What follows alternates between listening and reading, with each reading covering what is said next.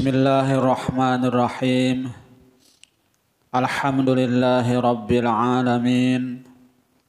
Wal aqibatu lil muttaqin. Wala udwana illa 'alal zalimin. Ashhadu an la ilaha illallah wahdahu la syarika lah.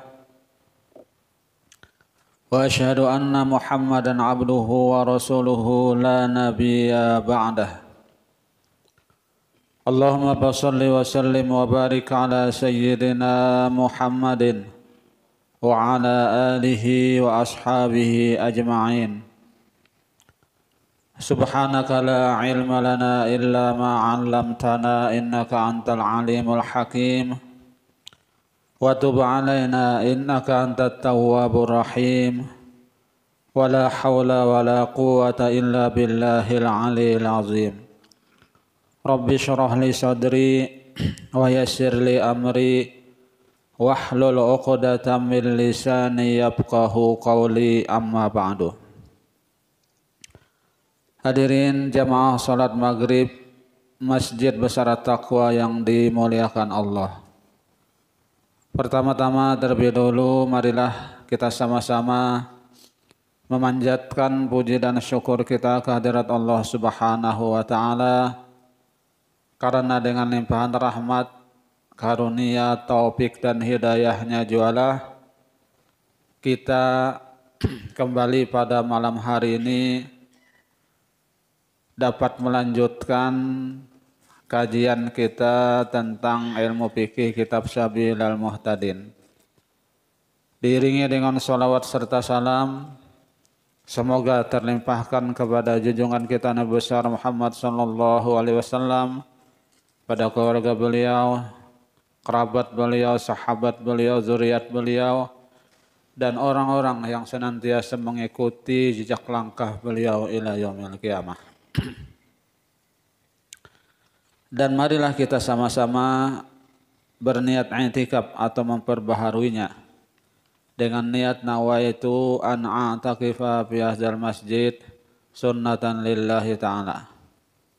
Sengaja saya beriktikaf di dalam masjid ini sunnat atasku karena Allah Ta'ala. Hadirin jamaah salat maghrib Masjid Besar Taqwa yang dimuliakan Allah. Baiklah, kita akan lanjutkan kajian kita tentang bab Kitabut Thaharah. Qala al-muallif rahimahullahu ta'ala wa nafa'ana bihi wa bi'ulumihi fid dharain amin. Imam Syafi'i mendahulukan pembahasan tentang ibadah karena mengingat pentingnya hubungan dengan Allah. Kemudian diiringi dengan muamalah karena sangat diperlukan manusia.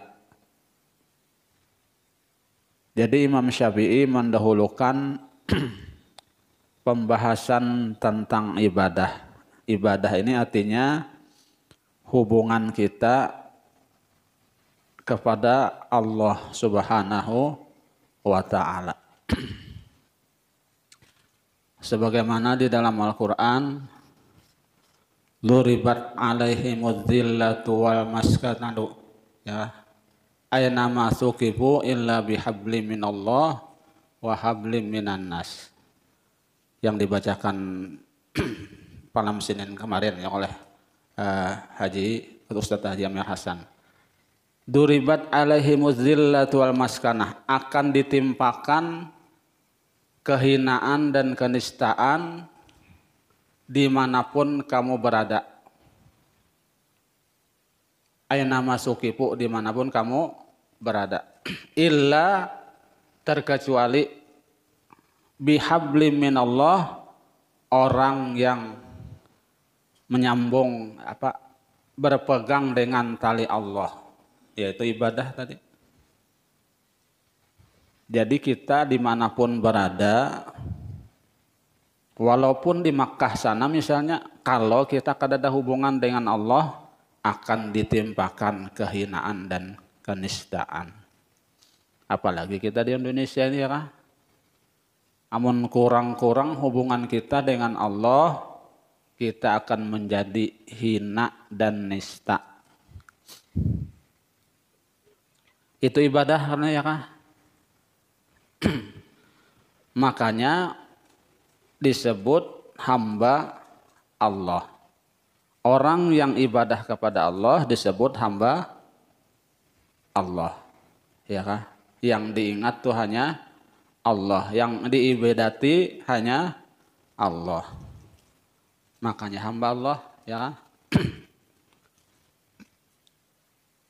Kalaunya kada ibadah, ibadahnya tidak ada, berarti itu bukan hamba Allah karena bisa aja hamba wang. Ya kan? Hamba wang. Duit jangan dicari, kada ingat di waktu hamba wang karena bagawi jayakah kada ingat di waktu hamba nang apa namanya? Hamba harta ya kah hamba gawian. Jadi yang dimaksud hamba Allah itu ya kah apabila ada panggilan Allah, azan, lakas-lakas diperkenankan. Lakas-lakas kalau kita hubungan dengan Allah dulu ya kah nang lain tuh dilapas kaina menggawi nang lain dulu. Gampang nang lain di nomor 2 kan jangan Allah dia di nomor 13 jauh benar ya kah. Jadi di nomor 1 kan dahulu ibadah ya kah. Salat terutama.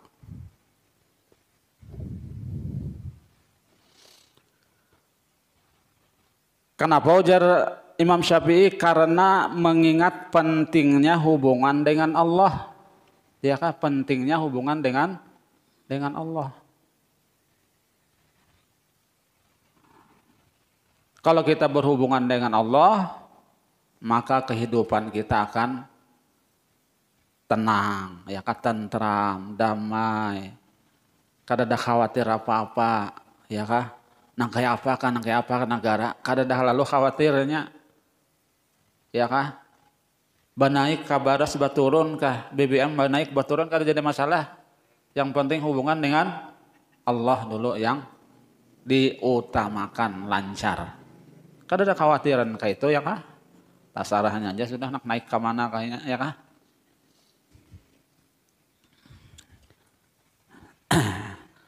Kemudian diiringi dengan muamalah karena sangat diperlukan manusia. Muamalah ini hubungan dengan manusia, ya kah?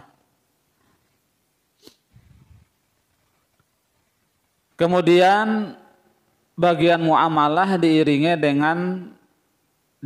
lagi dengan bagian munakahat. Ya, munakahat ini pernikahan. Muamalah itu pergaulan sesama manusia, ya kah? Jual beli, nah, segala macam. Kemudian diiringi lagi dengan munakahat sama manusia aja nih ya kah, hubungan dengan manusia ya kah, pernikahan.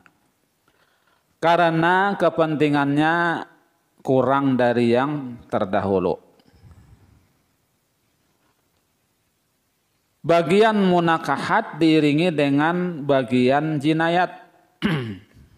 Karena masalah jinayat sedikit terjadi kalau dibandingkan dengan yang terdahulu. Jinayat ini masalah denda, hukum-hukum yang pidana, perdata.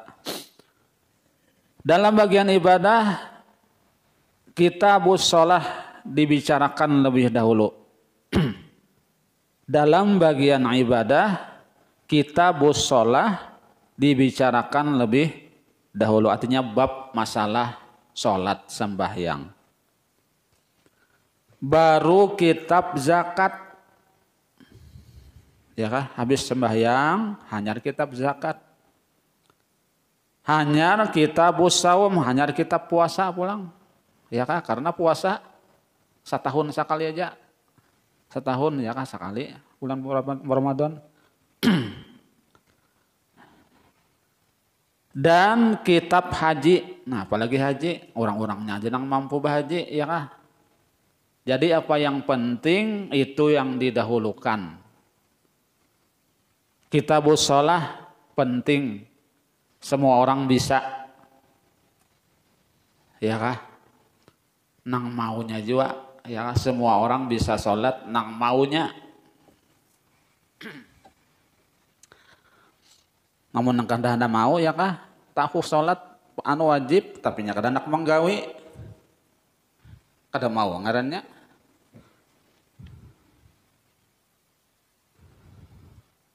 Maka sholat ini yang penting benar ya kah? Makanya diandak paling awal kitabus shalah.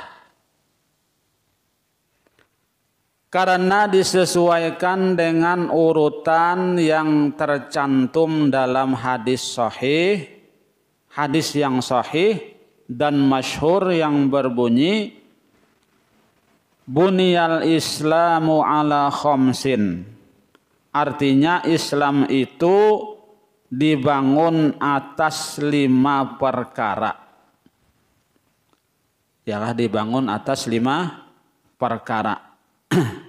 Hadis riwayat Ahmad, Bukhari, Muslim, Tirmizi dan Nasa'i dari Ibnu Umar.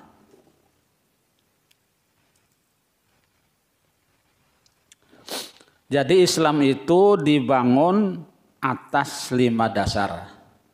Ya kah? Apa-apa toh 5 dasar? Yang pertama syahadatu alla ilaha illallah. Ya kalau syahadat dahulu. Asyhadu alla ilaha illallah, pengakuan bahwa tidak ada Tuhan yang disembah sebenarnya kecuali Allah. Wa asyhadu anna Muhammadar Rasulullah, dan pengakuan bahwa Nabi Muhammad itu adalah utusan atau Rasul Allah. Nah, ini yang pertama syahadat dulu ya kah? Hanyar wa iqamis shalah. Yang kedua mendirikan sholat. Setelah syahadat, arti syahadat orang bersyahadat ini masuk Islam sudah, ya kan? Hanyar sholat nih.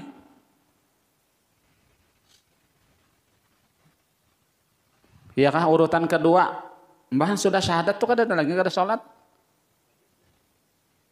Bila sudah bersyahadat, ya kan masuk Islam, berarti ini wajib sudah sembahyang, ya kan? Apabila sudah akil balik. Sudah berakal, sudah balik, wajib sembahyang. Boleh kada sembahyang, kecuali orangnya kada bakal. Kegilaan, boleh kada sembahyang. Aman aja biar kada sembahyang, tapi gila orangnya. Atau misalnya dalam halangan, orang menstruasi kada boleh sembahyang. Haid, nifas, kada boleh sembahyang. Nah tetapi kalau nya kada ada halangan ujur itu, amun kada sembahyang, berarti nya berdosa, mengerjakan dosa, ya kah? Karena wajib sembahyang itu kan wajib ain, ya kalau wajib perorangan, kada bisa diwakil-wakilakan, ya kah? Kalau pang aja ikam jan sembahyang aku kada usah kan, kada bisa. Perorangan wajib sholat. Jangan diwakil-wakilakan, ya kah? Nah itu. Hanyar selanjutnya ya kah? Iqamis shalah wa itaiz zakah. Hamba sembahyang beres. Wa itaiz zakah, hanyar bayar zakat. Kenapa bayar zakat? Nah, jarang bayar orang zakat tuh jarang ya, setahun sekali, zakat fitrah setahun sekali, ya kah? Zakat mal setahun sekali. Zakat sarang kalau panen ya. Ya kan, zakat tambang kalau nya membangkit ya. Jadi jarang, ya kah? Arti jarang digawe itu nih kan dahulu kan didudiakan mandernya tuh nah. Masalah sholatnya nang dahulukan dulu ya kah? Nah. Mbas itu hanyar kena itaiz zakah wa shaumi Ramadan, puasa bulan Ramadan. Karena jarang juga kita menggawanya setahun sekali aja. Puasa Ramadan. Puasa Ramadan tambah dengan puasa 6 di bulan Syawal. Ujar Nabi, ada nang dibacakan Bilal rajin, man shoma Ramadan fa'atba'ahu bisitti min Syawal faka'annama shomad dahar. Wa fi riwayatin faka'annama shoma sanatan kullaha. Barang siapa yang mengerjakan atau berpuasa di bulan Ramadan, kemudian diiringi dengan puasa 6 hari di bulan Syawal, maka seolah-olah atau sama dengan inya mengerjakan puasa setahunan. Setahun sama.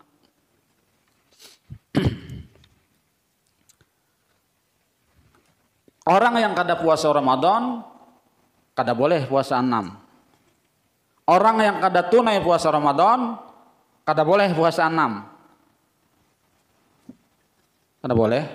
Inya nang puasa Ramadan aja nang boleh puasa 6 nih ya kah? Amun kada tunai ada bolong-bolong niatakan kasan menambal bolong-bolong itu. Tapi sama aja hukumnya dengan dapat juga puasa Syawal. Ya kah? Tautang misalnya amun babinian rancak tautang aja ya kah? Ya kada pernah nang kecuali orang sudah kada ada lagi gitu ya kah? Sudah kada ada lagi menstruasi itu sudah bebas. Nah, ini kawas sebulanan full ya kah? Amun nang lagi produktif ada halangan aja terus ya kah? Ada halangan aja terus. Nah, jadi puasa 6 itu diniatkan mengkodok puasa Ramadan. Ya kah? Jangan diniatkan puasa 6, mengkodok puasa Ramadan. Ya kah? Misalnya 7 hari, kodok puasa Ramadan 7 hari. Jadi tabuatannya sama aja nilainya dengan puasa Syawal juga. Nah, ya kah? Artinya tersangkum aja. Tersangkum puasa Syawal. Tapi diniatakan tadi menambal bulan Ramadan yang kada tunai tadi. Nah, jadi siapa yang belum nih masih bisa lagi ya, kalau masih bisa lagi masih ada nih. Berapa hari sudah? Nah, 18 sudah, nah masih banyak lagi. Masih 12 hari lagi hanya selesai. Artinya yang belum nah ya kah? Aku belum puasa 6, sawat aja ya kah? Sawat aja lagi. Kau aja kita. Sayang ya kah? Sayang benar.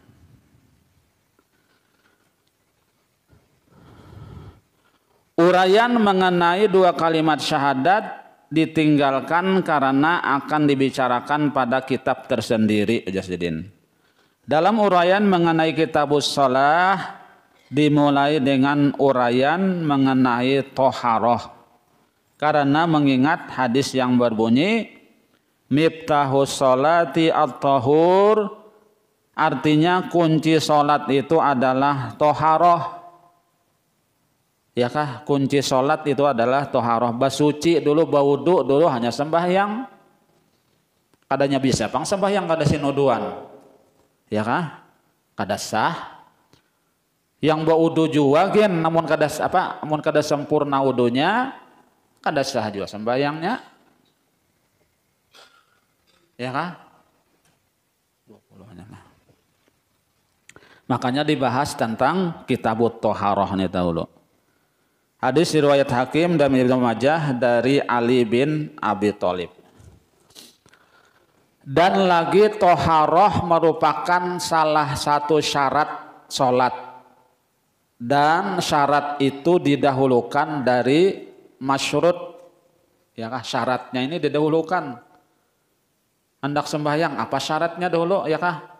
Suci. Ya kah? Suci dari hadas kecil, hadas besar. Wudu ngaran ya kah? Misalnya berhadas besar mandi, hadas kecil wudu. Nah, syaratnya didahulukan. Kemudian lagi menutup aurat.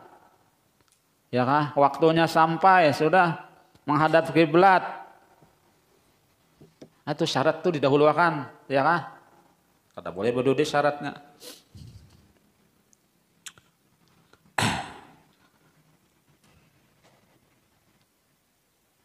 Dari segi tingkatannya, maka seyogianya didahulukan pula uraiannya di sholat dan urutannya.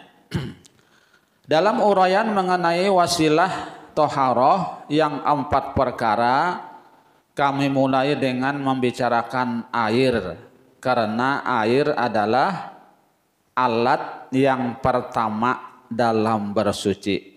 Nah, jadi hendak berwudu memerlukan air, ya kah? Karena memerlukan air, lalu kita bahas masalah air dulu. Kada sembarangan banyu nang diwuduakan, ya kah? Kalau misalnya banyu air mustamal diwuduakan, kada boleh, kada bisa. Airnya mustamal, ya kah? Hati-hati di dalam berwudu ini, ya kah? Nah, bisa mustamal bajunya. Ini misalnya, nah ulun contohkan lah. Ini kita misalnya berwudu, nah ambil air kalau ini lah air ambil, nah plak gitu, ya kah? Ini jangan dianu lagi, gitu, jangan dipisah lagi, berapa langsung anukan gitu, jangan pak berpisah, anu pulang, mustamal jadinya bajunya. Ini sudah terpisah dari mukanya, terpisah, 3 tuaran pulang bahasa manu, anak mustamal lah bajunya.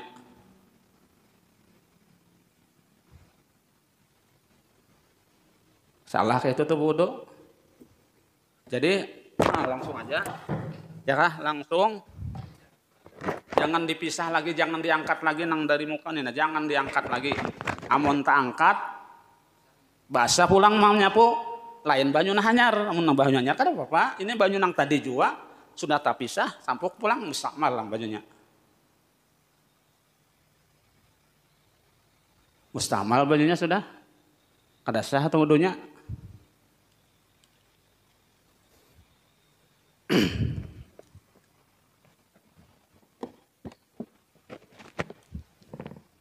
Siapa? Belum lah. 5 menit lagi. 10 lah. Nah, jadi kayak itulah cara wudu tadi. Kalau sudah menyapu, ini jangan tak pisah lagi pada langsung aja sapuakan. Ambil banyak langsung sapuakan, jangan berpisah-pisah gitu, jangan. Itu mustamal ngaruhnya. Mustamal kayak itu. Kayak itu jadi tangan nih, basuh tangan misalnya, jangan anu berpisah-pisah. Ya kah? Langsung aja nah, jangan dipisahin lagi kayak itu. Langsung aja kayak itu, jangan pisah-pisah banyu anu, jangan. Karena mustamalnya bajunya.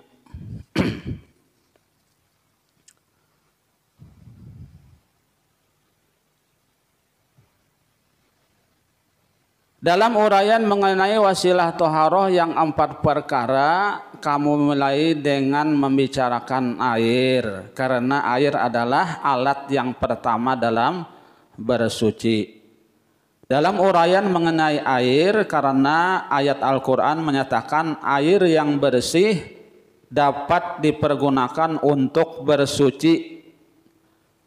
Dengan bahasa lain dinamakan air yang mutlak. Air yang mutlak. Dan juga karena mengambil berkah atau karena dalil yang akan dikemukakan. Tidaklah mengapa dalil didahulukan dari madlul. Kalau dalil itu bersifat umum, kedudukannya lebih didahulukan seperti yang dikemukakan. Demikianlah disebutkan dalam kitab Tuhfah dan Nihayah.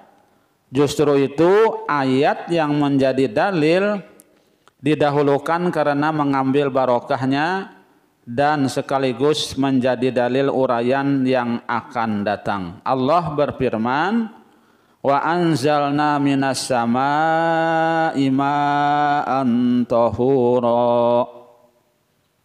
Al-Furqan ayat 48. Artinya, dan kami turunkan dari langit air yang amat bersih. Ya kah? Air yang amat bersih, air hujan. Itu bisa dijadikan kasan wudu, ya kah? Tapi airnya nang langsung di atas. Pun airnya misalnya di atap, lihatnya juga dulu atapnya bersih kada, ya kah? Kalau misalnya bekas tahi burung segala macam atap, ya kah? Kada bersih pulang bekas tahi burung, tahi tikus misalnya, tahi cacak. Ketahuilah bahwa air itu terbagi kepada 4 macam. 1, air mutlak yang tidak makruh memakainya. Air mutlak artinya kada ada kaitan apa-apa ya kah? Pokoknya air mutlak. Kedua, air mutlak yang makruh memakainya. Air mutlak yang makruh memakainya, air mutlak juga tapi makruh memakainya, ya kah? Entahnya terlalu panas, makruh memakainya, entahnya terlalu dingin, makruh juga memakainya. Kemudian yang ketiga, air mustakmal. Nah, air mustakmal ini air sudah dipakai, kada kau lagi di bawah bersuci. Dan yang keempat, air mutanajis, air yang kena najis. Nah, pasal 1 kita membahas air mutlak. 6 menit lagi lah. Tidak boleh dan tidak sah mengangkat hadas dan menghilangkan najis, dan yang semakna dengan mengangkat hadas dan menghilangkan najis melainkan dengan air mutlak. Melainkan dengan air mutlak. Nah, ya kah? Kita babasuh kah? Kita babasuh apa namanya? Baistinja itu airnya air mutlak. Jangan air mustakmal yang dipakai. Air mutlak, ya kah? Air yang belum dipakai lagi.